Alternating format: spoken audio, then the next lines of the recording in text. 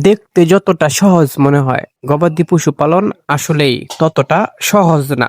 এই যেমন সকালে ঘুম থেকে উঠে দেখি খামারে শত রকমের সমস্যা। সমস্যা সমাধান করতে পারলে ও সঠিকভাবে যত্ন নিতে পারলে লাভটা নিশ্চিত।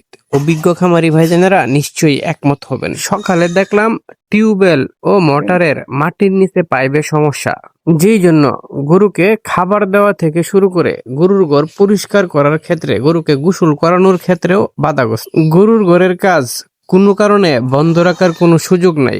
অভিজ্ঞ খামারি ভাইদেনেরা এই বিষয়টা খুব ভালোভাবে জানেন।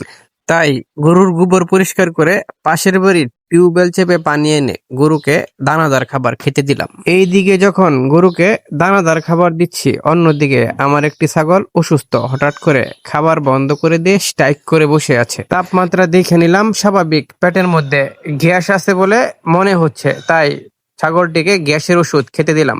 গরুর ঘরের জন্য পানির ব্যবস্থা করতে হলে মাটির নিচ থেকে পাইপ উঠাইতে হবে, তাই মাটি খননের কাজ শুরু করে দিলাম। পৃথিবীর সর্বোচ্চ পরিশ্রমের কাজের তালিকায় মাটি কাটার কাজ একটি। এই মাটি কাটার কাজটাও করতে হইতেছে গরু পালনের জন্য।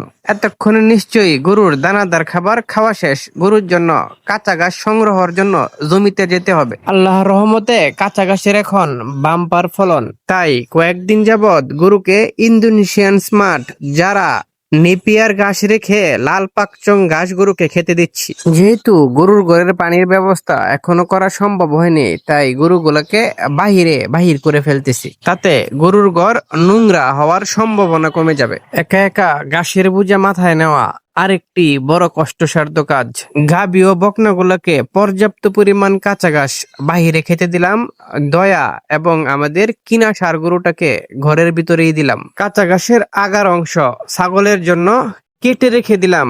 তার আগে সকালবেলায় প্রত্যেকটা ছাগলকেই দানাদার খাবার খেতে দিলাম। যখন ছাগলকে কাঁচা ঘাস দিতে যাচ্ছিলাম, তখনই দেখতে পেলাম ঘাস কাটতে গিয়ে কখন জানি হাত কেটে গেছে। যাই হোক, হাত কাটা কষ্ট গরু ছাগলের প্রতি ভালোবাসার সামনে কিছুই না। কাজের ভিড়ে বিশ্রাম নেওয়ার কোনো সুযোগ নাই। আবার গরুর ঘরের জন্য পানি উঠানোর কাজ চলমান।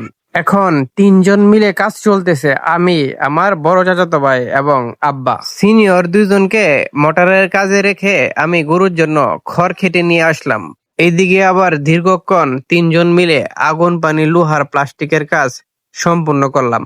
আলহামদুলিল্লাহ, এখন টিউবওয়েলে এবং মোটরে পানি উঠতেছে। খামারি ভাইদেনেরাই কেবলমাত্র জানেন গরুর খামারে মোটর কিংবা পানির সাপ্লাই কোনো কারণে নষ্ট হয়ে গেলে এটা কতটুকু কষ্ট এবং বিড়ম্বনার কাজ।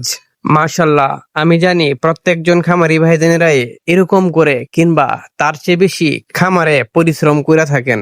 দিন শেষে গরুগুলার সুন্দর চেহারা দেখলে বা গরুগুলার দিকে থাকালে মানসিক শান্তি মিলে।